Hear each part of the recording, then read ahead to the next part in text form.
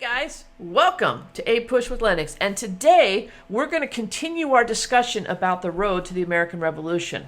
When last we were together, we were just coming out of the repeal of the Townshend Acts, and it felt like the coast was clear. It felt like maybe England and the colonies had reached a point where they were all happy with the way things were going. But we also know that that's not true. In fact, we're going to go through a series of events that's going to lead directly to the revolution beginning. The Tea Act, the Boston Tea Party, the Intolerable Acts, and Lexington and Concord. And I'm going to talk to you about each one of those right now. Let's start with the Tea Act. Now, there is this false understanding that the Tea Act actually was a tax on tea.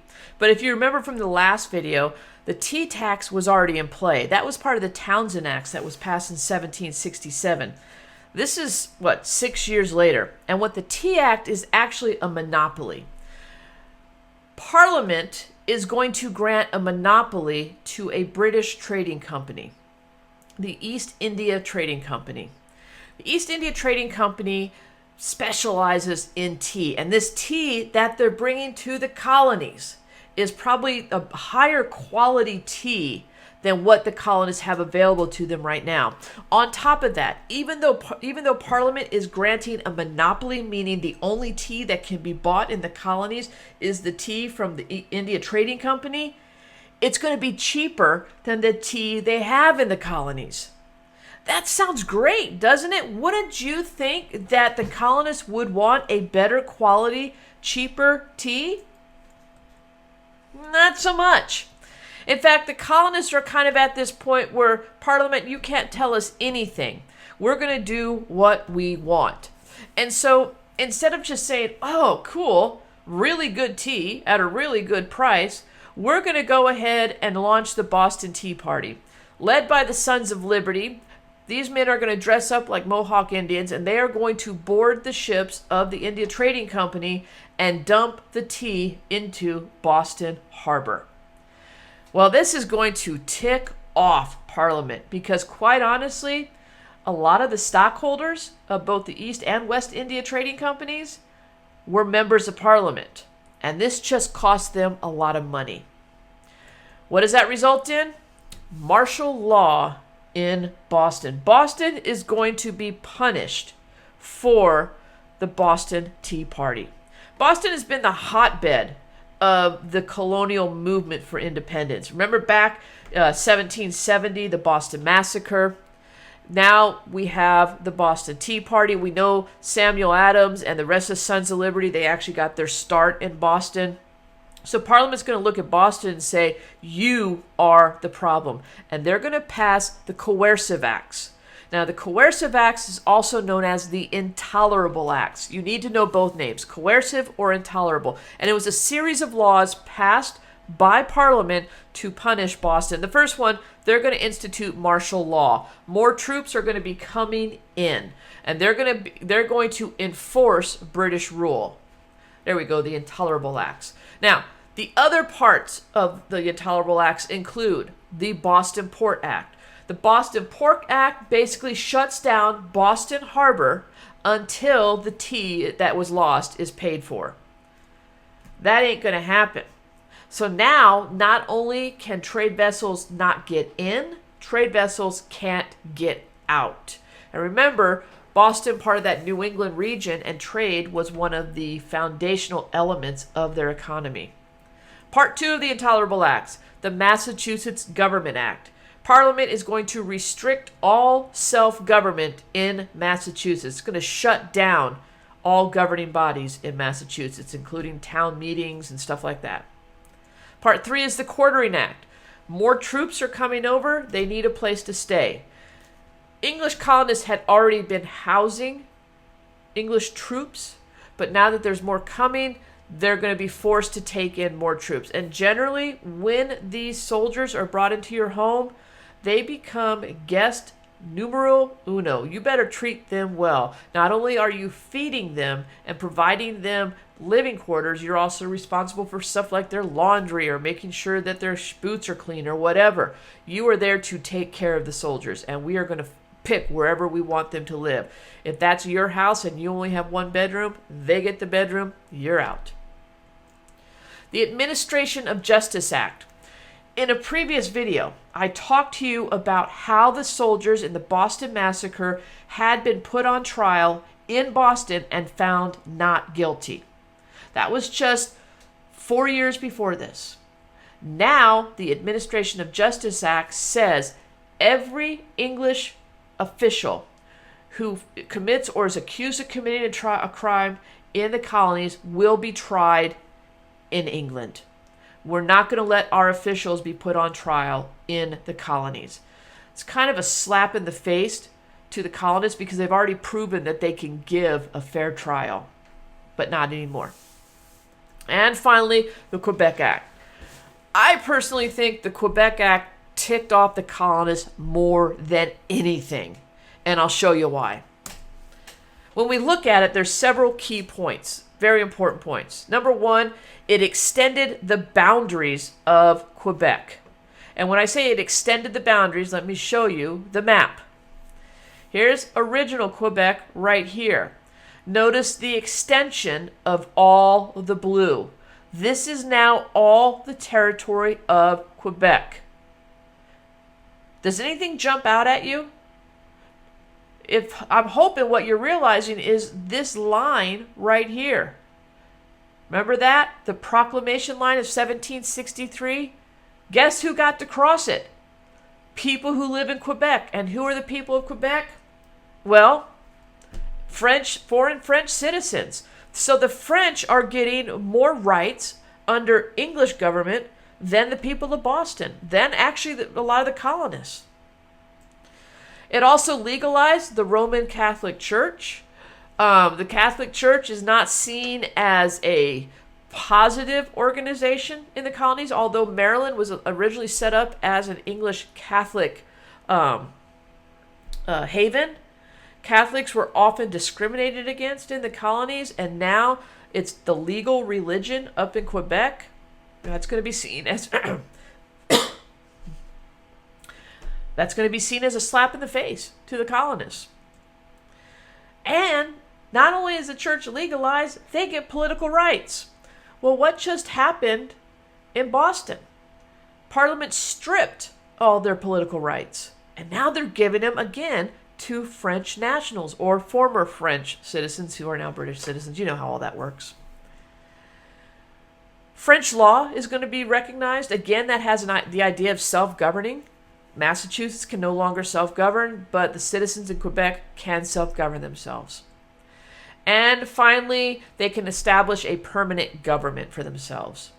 So basically, a lot of the things that had been taken away from the colonists have now been given to the people up in Quebec, up in French Canada, if you will. The former enemy of Great Britain now has more rights than English colonists in the 13 colonies. This cartoon came out in the British newspapers showing the authority being enforced on Boston. You can see a couple things here.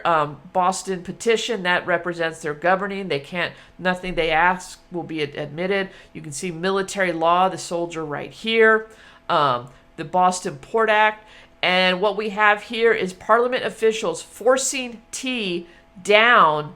I guess you could say that might be Lady Liberty or it's a Native American, but it represents the colonists. All the while, this woman here, who is the overseer of British law, is hiding her eyes.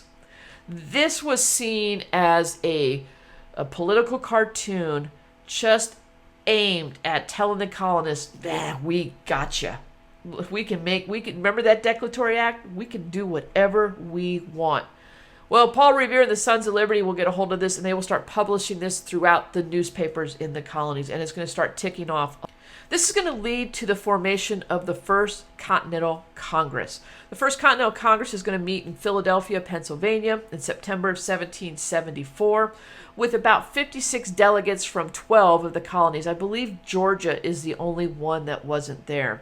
Representing Virginia, Patrick Henry is going to say at this point, I am not a Virginian, I am an American. one of the first times we know of that term is going to be used. You're going to start seeing the colonies looking at the absolute reality of breaking away from Great Britain. Now, they're going to pass the Suffolk Resolves. And these resolves were basically resolutions that called for the dissolution of the Intolerable Acts. They said the Massachusetts Governance Act was illegal. They also called for boycotts throughout the colonies until the Intolerable Acts are repealed. They're going to draft the Declaration of Rights and Grievances, in which they outline the rights they had as English citizens and how those rights have been violated. And finally, they're going to form the Continental Association. The Continental Association was set up as a system of communication between the colonies, but also as one of those things where you kind of hope for the best but plan for the worst. The First Continental Congress is going to plan for the worst. It's at this point that they all agree that each colony will set up its own militia and start stockpiling weapons, just in case the Suffolk Resolves and the Declaration of Rights and Grievances don't work. Just in case there's going to be problems with Great Britain. This is when the idea of the Minuteman first came out, and the idea of the Minuteman is that soldier, that farmer, whoever, who was ready to fight at a minute's notice. And each colony agreed that their militia would be ready to fight at a short notice, whatever it took. This is going to lead us to the very first battle of the American Revolution. It all started with this Continental Association and the agreement of all the colonies to build a militia and stockpile weapons. Great Britain and their military force here in their colonies realized that weapons were being stockpiled. And for the Massachusetts colony, they were being stockpiled in either Lexington or Concord. They actually thought it was in Lexington. And so the British Army is going to march out of Boston towards Lexington with the goal of confiscating that weapon stash that the Massachusetts militia was holding. They're also looking for two people. I believe it was John Hancock and Samuel Adams. We know John Hancock was a very famous smuggler. Samuel Adams, the leader of the Sons of Liberty. The intent was to arrest these two men, and they believed they too were in Lexington. Of course, this is when the famous ride of Paul Revere takes place. Paul Revere, William Dawes, and another rider are going to ride out and warn the Massachusetts militia that the British are coming. And in doing so, that's going to get the Minutemen ready to fight. And the first place they're going to meet is at Lexington. And at Lexington, there's a standoff. And we're not quite sure who fired the first shot, but it's known as the shot heard round the world. And it was this shot that launched the American Revolution. The first time a colony has ever gone to war against its mother country in fighting for its freedom. Well, the British are going to get the best of the colonists at Lexington, and they're going to retreat. But because of the successful ride of William Dawes, Paul Revere, and others, the militia at Concord is going to be ready, and they are going to meet the British at the Old North Bridge. It's here at Concord, here at this bridge, that the American militia is going to push back the English military and chase them all the way back to Boston. What's interesting is if you follow that route, the British are retreating to Boston, and the Massachusetts militia is not letting them just go. They're following them. They're firing them. They're chasing them. This was embarrassing for Great Britain. But this is the true beginning of the American Revolution. Notice, 1775. This is about a year before the Declaration of Independence is even an idea. So, the American Revolution is now underway. In our next video, we'll talk about that. Hopefully you learned something. If not, go back and watch it again. But I appreciate you watching today. Have a great day. Bye-bye.